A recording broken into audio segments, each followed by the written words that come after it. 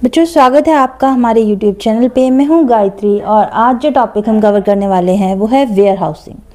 Where housing की अगर हम बात करें तो क्या करता है ये, यहाँ पे ये एक जगह है जिसमें सामान रखा जाता है। कौन सा सामान रखा जाता है? जो हमने खरीदा है या फिर हमने प्रोड्यूस किया है। जो हमने खरीदा है या फिर प्रोड्यूस किया है, किस लिए? ताकि हम उसको रीसेल कर सकें। अब जब हमने खरीदा है और जब हमने सेल किया है, उसमें कुछ टाइम गैप भी होता है, ठीक है, उसमें कुछ समय भी लगता है। उस समय में उस सामान को सेफली रखने के लिए हम क्या करते हैं? वेयर हाउस का यूज़ करते हैं, यानी कि गोडाउन का यूज़ किया जाता है। Now warehousing refers to the activity of storing goods in a warehouse from the time of their production और purchase until they are sold or consumed। यानी कि जब उसको प्रोड्यूस किया गया या फिर परचेज किया गया, तब से लेकर के जब तक वो बेचा नहीं जाता और कंज्यूम नहीं किया जाता, तब तक हम क्या करेंगे? उसे सेफली रखेंगे अपने वेयर हाउस में। Now warehouse is a place where goods are stored safely. तो यहाँ पे हमारे गुड्स को स्टोर किया जाता है सेफली वेयर हाउस में, ठीक है। नेक्स्ट है नीड फॉर वेयर हाउसिंग। हमें ज़रूरत क्यों है वेयर हाउस की? सबसे पहले है हमारे पास time gap between production and consumption. जो प्रोडक्शन और कंजम्पशन है उसमें जो टाइम गैप है, उस समय की वजह से क्या करना पड़ता है? हमें वेयर हाउस को यूज़ करना पड़ता है। अगर हमारी प्रोडक्शन साथ के साथ है और कंजम्पशन साथ के साथ है तो ऐसी चीज़ों के लिए हमें वेयर हाउस की ज़रूरत नहीं होती। पर लेकिन अगर मान लीजिए इन दोनों में टाइम गैप है तो हमें वेयर हाउस की ज़रूरत पड़ती है। नेक्स्ट है सीजनल प्रोडक्शन। मान लीजिए कोई चीज़ है जो सर्दियों में ही बनती है, ठीक, सर्दियों में बनती है और गर्मियों में बिकती है, तो ऐसी चीज़ों के लिए, सीजनल प्रोडक्शन के लिए और जिसकी कॉन्टीन्यूस डिमांड है या फिर, तो उस चीज़ के लिए हमें क्या करना पड़ता है? वेयर हाउस का यूज़ करना पड़ता है। नेक्स्ट है protection of goods from damage and loss. और गुड्स को बचाने के लिए, किसी भी तरीके का डैमेज या लॉस ना हो, उसके लिए भी हम वेयर हाउस को यूज़ करते हैं। नेक्स्ट है regular supply of goods in the market. मान लीजिए आपकी बहुत ज़्यादा सप्लाई है किसी चीज़ की, मान लीजिए आपकी शूज़ की शॉप है, तो ऐसे में आपने क्या किया? सामान मंगवा के रख लिया, ठीक, माल मंगवा के रख लिया अपने पास कि मेरे तो बिक जाता है, इतने टाइम में निकल जाता है। तो यहाँ पे जब रेगुलर सप्लाई है, उस केस में भी आपको वेयर हाउस की ज़रूरत पड़ती है, ताकि आप उसको सामान को पहले से ही रेडी रखें। ऐसा ना हो आपके पास कस्टमर आ गया और आपके पास जो माल है वो है ही नहीं, ठीक। नेक्स्ट है हमारे पास functions of warehousing. First है storage. Goods are stored safely until they are demanded. जब तक गुड्स की डिमांड नहीं होती तब तक उनको क्या किया जाता है? सेफली रखा जाता है। नेक्स्ट है हमारे पास protection of goods. Warehouses protect goods from fire, theft, weather condition and spoilage. किसी भी तरीके की आगजनी से, चोरी चकारी से, या फिर वेदर कंडीशन बिगड़ गई है, मान लीजिए बाढ़ आ गई है या फिर बहुत ज़्यादा बारिश है, उन चीज़ों से बचाने के लिए, उसकी स्पॉइलेज से बचाने के लिए प्रोटेक्ट करते हैं वेयर हाउस, ठीक। नेक्स्ट है risk bearing. The warehouse owner bear the risk of loss of fire, theft etcetera. जो भी लॉस होगा फायर या फिर थेफ्ट की वजह से, वो कौन बेयर करेगा? वेयर हाउस ओनर बेयर करेगा। नेक्स्ट है हमारे पास financing. Banks give loan against warehouse receipts. जो वेयर हाउस रिसिप्ट्स होती है, इसका पूरा टॉपिक है, अभी आगे डिस्कस करेंगे। तो उसके अगेंस्ट क्या मिलता है? लोन मिलता है।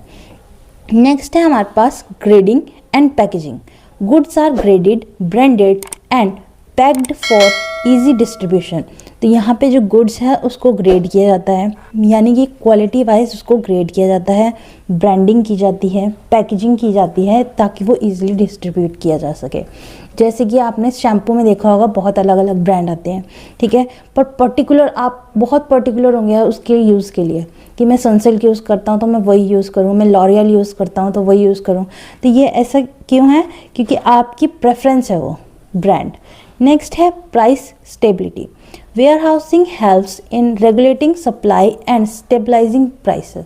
मान लीजिए आपने वेयर हाउस का यूज़ नहीं किया, आपके पास सामान ख़त्म हो गया पर कस्टमर उतने ही है, उस चीज़ की डिमांड उतनी है, तो ऐसे में प्राइस क्या हो जाएंगे, एकदम बढ़ जाएंगे, क्योंकि आपके पास माल नहीं है और कस्टमर ज़्यादा है। ठीक, तो यहाँ पे प्राइस स्टेबिलिटी के लिए भी हमारे जो वेयर हाउस है वो यूज़ किए जाते हैं। नेक्स्ट है types of warehouse. Private warehouse owned by manufacturer और trader for their own use. यहाँ पे मैन्युफैक्चरर या फिर ट्रेडर खुद के यूज़ के लिए बनाते हैं। देन है public warehouse owned by government और private agency and open into the public. जैसे कि अगर आपने देखा होगा रेलवेज के पास भी गोडाउन्स होते हैं, ठीक है, तो यहाँ पे वो क्या हो गए, पब्लिक वेयर हाउस हो गए। Bonded warehouse used for storing imported goods before paying custom duty. तो यहाँ पे कस्टम ड्यूटी पे करने से पहले इंपोर्टेड गुड्स को जहाँ रखा जाता है वो है बॉन्डेड वेयर हाउस। नेक्स्ट है गवर्नमेंट वेयर हाउसेज। ये वही वेयर हाउसेज हैं जो हमारे क्या हो गए, गवर्नमेंट ओन्ड हो गए। सॉरी, पब्लिक ओन्ड की अगर हम बात करें तो ये भी गवर्नमेंट ओन्ड है, बट प्राइवेट एजेंसी भी ओपन कर सकती है। पर गवर्नमेंट वेयर हाउसेज की अगर हम बात करें तो ये ओन्ड और मैनेज दोनों कौन करता है, गवर्नमेंट ओन्ड करती है। नेक्स्ट है cooperative warehouses owned by cooperative society mainly for farmers.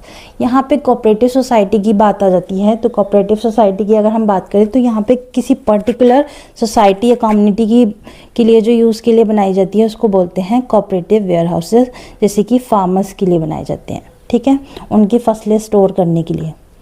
Next है advantages of warehousing. Supports large scale production.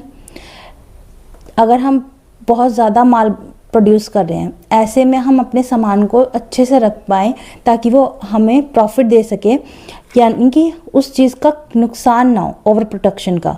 Large scale production अगर हमने किया तो वो हमें प्रॉफिट दे के जाए, ठीक, उसके लिए सपोर्ट करती है। नेक्स्ट है हमारे पास रिड्यूसेस लॉसेस। अगर आपने सामान बहुत ज़्यादा बना दिया है और ऐसे ही रख दिया है, वो किसी भी तरीके से ख़राब हो सकता है। किसी भी चीज़ की केयर ना की जाए तो वो ख़राब हो सकती है। यहाँ पे रिड्यूस करता है उस लॉस को।